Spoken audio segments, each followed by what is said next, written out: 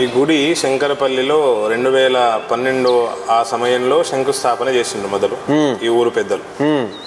అప్పటి నుంచి నిత్యం ఇక్కడ అన్నదానాలు, ప్రతి కార్తీక మాసము ఈ సంవత్సరాలన్నీ కూడా ప్రతిసారి స్వాములకు అన్నదానాలు చేయడము, వచ్చిన వాళ్ళకి అన్నదానం చేయడము, ఇక్కడ పడి పూజలు చేయడము 2020-22 సంవత్సరం దాకా కూడా జరిగింది.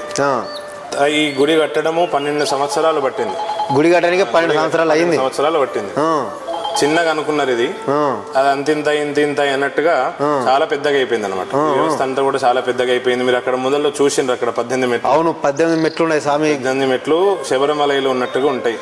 ఇక్కడ మన స్వామి మొత్తం పంచలోహ విగ్రహం. స్వామి పంచలోహాలతో స్వామిని చేసినాం. స్వామికి పూజలు ఎట్లా అవుతాయి అంటే పొద్దున 5 గంటలకు గుడి తీస్తాం.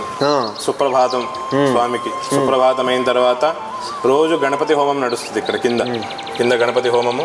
గణపతి హోమం తర్వాత స్వామికి రోజు అభిషేకం ప్రతిరోజు 365 రోజులు ప్రతిరోజు అభిషేకం ఉంటుంది స్వామికి. 7 గంటలకు హారతి, పొద్దుగాల 7 గంటలకు హారతి. ఆ తర్వాత భక్తులు రావడము, దర్శనం చేయడము.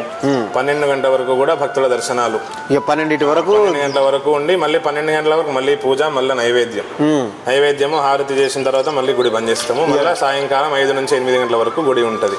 ఇక సాయంత్రం మనం చేసేటువంటి విధానం అన్ని పడి పూజలు అన్ని కూడా శబరిమలలో ఎట్లయితాయో అచ్చం అట్లనే అవుతాయి ఇక్కడ పడి పూజలు కూడా. ఇక ఆడ ఎట్లా చేస్తారో ఈడ స్వామికి అట్లా చేస్తాం.